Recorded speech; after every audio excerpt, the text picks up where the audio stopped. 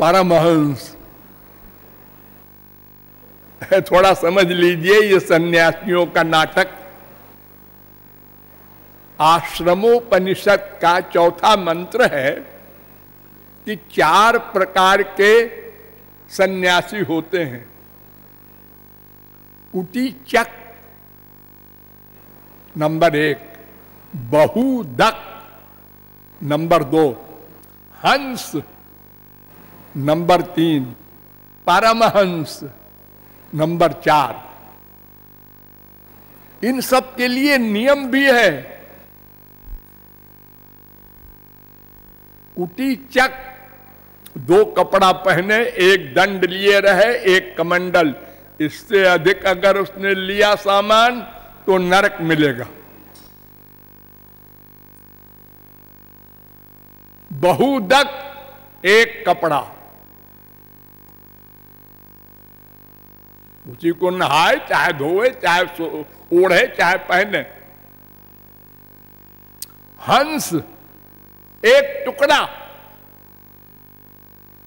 पूरा साड़ी नहीं, छोटा सा, ऐसे लपेट ले, लंगोटी जिसे कहते हैं आप लोग, बाबा लोग पहने रहते हैं ना।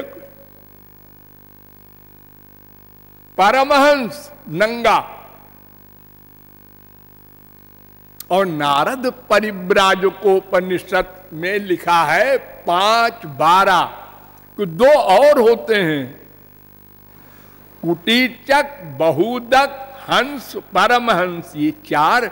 इसके आगे तुरीयातीत और 6वां होता है अवधूत।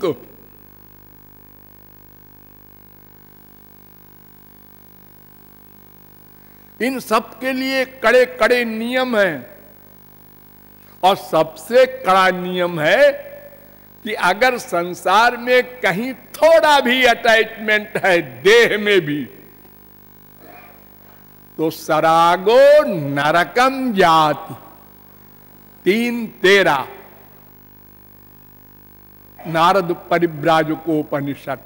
नरक जाना पड़ेगा मरने के बाद उस सन्यासी को। रौरवम नरकम भुक्त्वा तिर्यक योनिषु जायते। नारद परिव्राजकोपनिषद 3:29। रौरव नरक भोगना पड़ेगा और बाद में कुत्ते, बिल्ली, गधे, पक्षी बनकर संसार में आना पड़ेगा। अगर थोड़ा भी अटैचमेंट है और बाबा जी बन गए कपड़ा रंगा के। आजकल लाखों ऐसे हैं।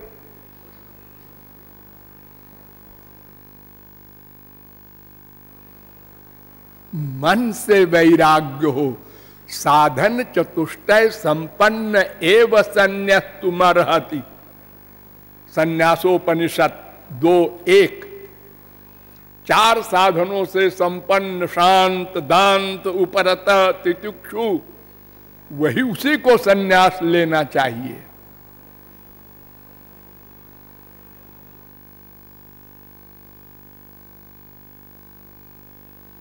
तो परमहंस अवस्था का मतलब मैंने कल बताया था, ब्रह्मज्ञानी, आत्मज्ञानी नहीं, ब्रह्मज्ञानी। यानी आत्मज्ञान के बाद जो भगवान श्री कृष्ण की शरण में जाता है, भक्ति करता है, उस पर कृपा करके वो ब्रह्म ज्ञान देते हैं। तेसाम सतत युक्तानाम भजताम प्रीति पूर्वकम ददामि बुद्धि योगम तम। 10:10 गीता।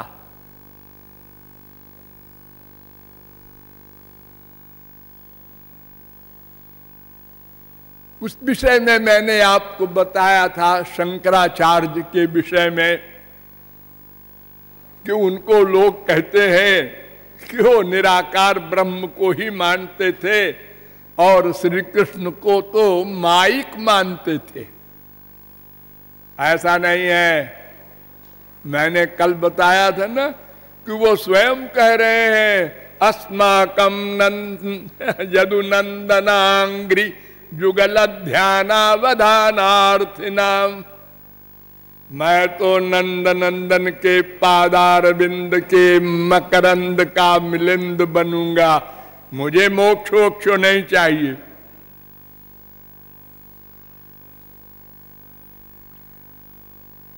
शंकराचार्य ने परातु तच्छ्रुते 2-3-40 ये वेदांत सूत्र है, इसकी व्याख्या में लिखा है तद अनुग्रह हेतु के दैव विज्ञाने न मोक्ष सिद्धिर भवितुमर्हति।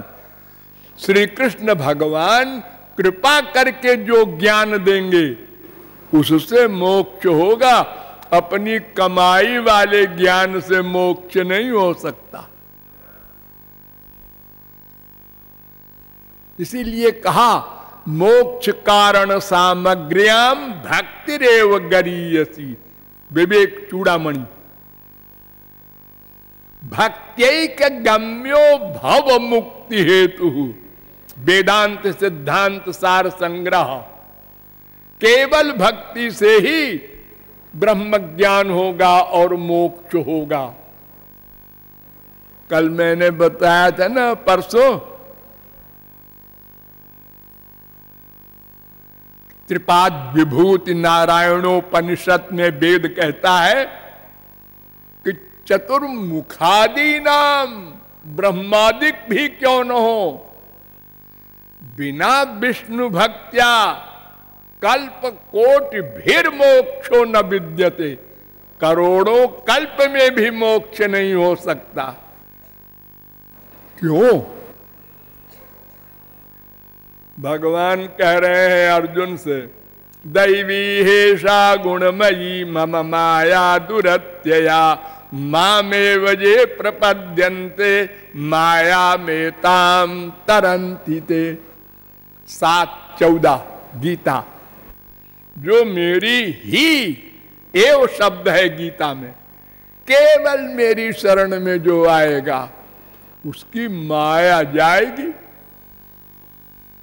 ये शाम स एव भगवान दयये दनंत सर्वात्मना श्रित पदो यदि निर्व्यलीकम ते दुस्तरा मति तरंति च देव माया नान्ये ममाहमिति धी श्वश्रृगाल भक्षे। 2:7-42 भागवत। जो मेरी शरण में आएगा उसके लिए मैं चैलेंज करता हूं, कौन्तेय प्रतिजानीहि न मे भक्त प्रणश्यति। सारी गीता में एक जगह चैलेंज किया है भगवान ने अर्जुन से, न मे भक्त, मेरे भक्त का पतन नहीं हो सकता, मैं ठेका लेता हूं। ज्ञानी कर्मी का नहीं, उनका तो होगा ही।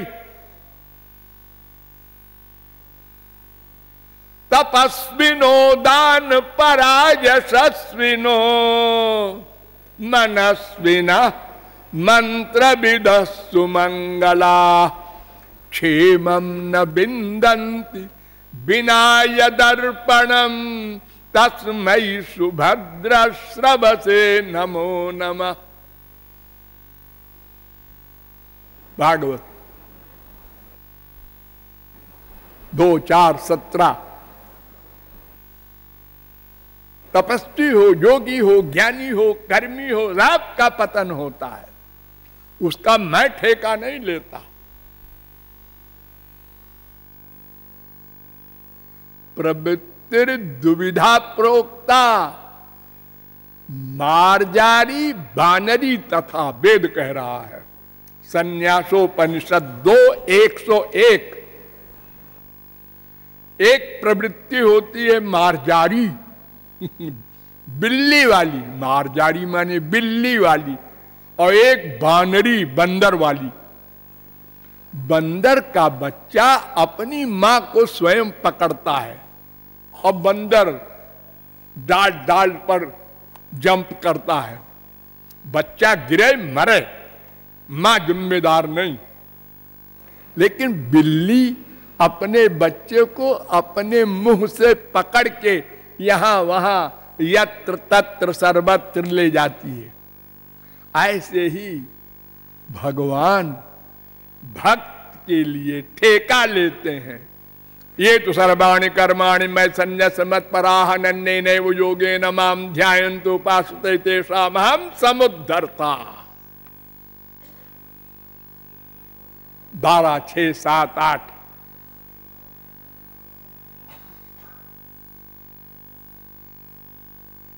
तथा न ते माधव तावका क्वचित भ्रश्यन्ति मार्गात् त्वयि बद्ध सौहृदा। ब्रह्मा ने कहा था 10, 2, 33। महाराज, जो आपके भक्त हैं, शरण में गए हैं, उनका आप ठेका लेते हैं, उनका पतन हो ही नहीं सकता। अनन्याश्चिन्तयन्तो माम ये जना पर्युपासते तेषां नित्याभियुक्तानां योगक्षेमं वहाम्यहम्। 9:22 गीता। जो मेरी शरण में आ गए उनके योग और क्षेम को मैं वहन करता हूं। योग माने अप्राप्त को देना, क्षेम माने प्राप्त की रक्षा करना, बुरा ठेका। तो परमहंसों को भी खींच लेने वाले भगवान के अवतार का कारण बहुत सारा है। उसमें एक कारण बताया वेद व्यास ने कि तथा परमहंसानां मुनीनां अमलात्मनां भक्ति योग विधानार्थम कथम पश्येमहि स्त्रिया। 1:8-20 भागवत। परमहंसों को अपनी ओर खींचने के लिए भगवान अवतार लेते हैं, वरना सारे परमहंस यही बोलते ब्रह्म साकार होते ही नहीं। अब अगर होता है तो वो 2 कौड़ी का। हमारा जो ब्रह्मानंद है निराकार वाला वही है असली। लेकिन जब प्रैक्टिकल आया तो परमहंस ने कहा मायात पांथा पथि भीमरथ्या दिगंबर कोपि तमाल नीला विन्यस्त हस्तोपि नितंब बिंबे धूत समाकर्षत चित्त वित्तम। एक परमहंस चिल्ला पड़ा, ए राहगीरो इधर से मत जाओ, लौट जाओ। खड़े हो गए हम लोग। अरे क्या बात है भाई, छुरेबाजी है, गोली चल रही है, क्या है, सबको रोक रहे हो।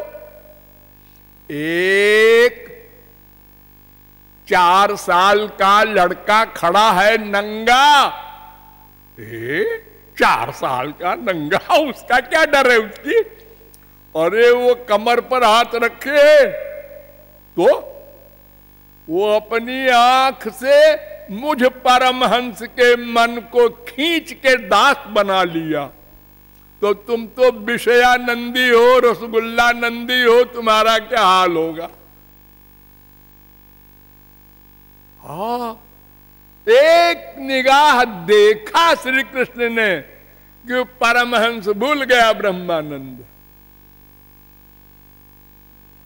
एक परमहंस कहता है गोपालांगण कर्द में बिहर से विप्राध्वरे लज्ज से ब्रूषे गोसुत हुंकृतई स्तुति पदैर मौनम विधत से सताम दास्यम गोकुल कामिनी सुकुरुषे स्वाम्यम न दत्तात्मसु जाने कृष्ण त्वदीय पाद जुगलम भक्त्यैक लभ्यम परम। परमहंस कहता है मेरे ब्रह्म का कुछ गड़बड़ हो गया है। क्यों? अरे देखो तो, मेरा ही ब्रह्म है वो श्री कृष्ण बन के आया है। वो यशोदा के आंगन के कीचड़ को लेके अपने शरीर में लपेट रहा है और मुस्कुरा रहा है। और बड़े बड़े ब्राह्मण जो वेद मंत्रों के द्वारा यज्ञ करते हैं, विष्णु रराटम से विष्णु हो, तो विष्णु वहां दिखाई नहीं पड़ते। खाली मंत्र बोल दिया पंडित जी ने और कहा बोलो स्वाहा, उन्होंने छोड़ दिया, जजमान ने स्वाहा, वहां नहीं जाते। और बात किससे करते हो? गोकुल की गायों के बछड़ों से। उनके कान में कहते हो भूख लगी है, छोड़ दूं? बंधे हो, छोड़ देता हूं, जाओ पियाओ चुपके से मम्मी का दूध। और बड़े बड़े ब्राह्मण वैदिक विद्वान स्तुति करते हैं मंदिरों में, सहस्र शीर्षा पुरुषा सहस्राक्ष सहस्रपात। वहां कहीं न मूर्ति हिलती है, न बोलती है, न कोई जवाब देती है। पंडित जी बोल के मंत्र लौटाए। और गोपियों की दासता करते हो। दासता छछिया भर छाछ पर नाच नचावत। ए कन्हैया इधर आना, क्या है? नाच दिखा। ऐसे ही नाच दिखाएंगे इसको। अरे छाछ ले लेना थोड़ी सी, देगी ना छाछ? हाँ, नाच दिया। दूसरी गोपी आई, मैंने तो देखा ही नहीं। फिर से नाचो, तब देंगे छाछ। गोबर उठवा रहे हैं, गोमय मंडित भाल कपोलम। ए कन्हैया, हमारा गोबर उठवा दे। अरे मैं छोटा सा हूं। अरे तो मैं झुक जाऊंगी, उठा दे। क्या देगी? मक्खन दूंगी। देख, जितने पलड़े गोबर उठाएगा उतने लोंदा मक्खन दूंगी। सच कह रही है? हाँ हाँ, मैं झूठ नहीं बोलती।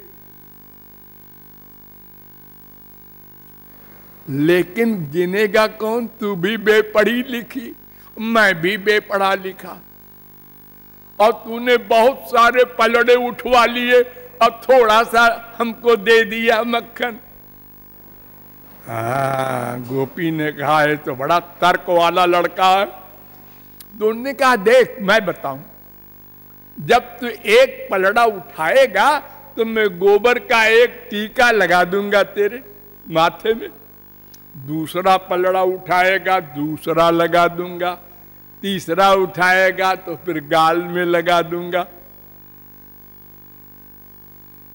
जितना, अब तो मेरा गाल तो थोड़ा सा है, उसके बाद तेरे छाती में लगा दूंगा। अच्छा ठीक है, ठीक है। अब साहब मैं गोबर गोबर गोबर, अब ला मक्खन। अरे तो यहां का धरा है मक्खन, घर चल वहां दूंगी।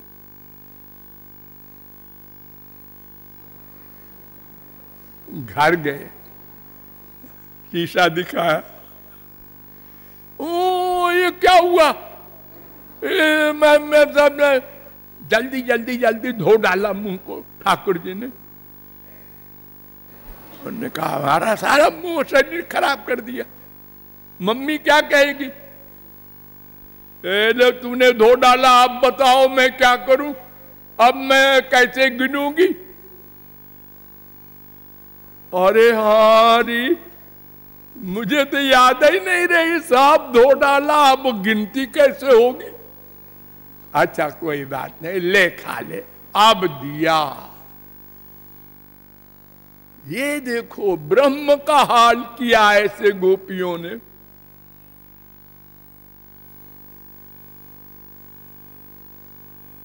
तो बड़े बड़े परमहंस श्री कृष्ण के प्रेम रस के दीवाने बन गए। अभी तो मैंने थोड़े से बताए हैं, आगे और बताएंगे। लाडली लाल की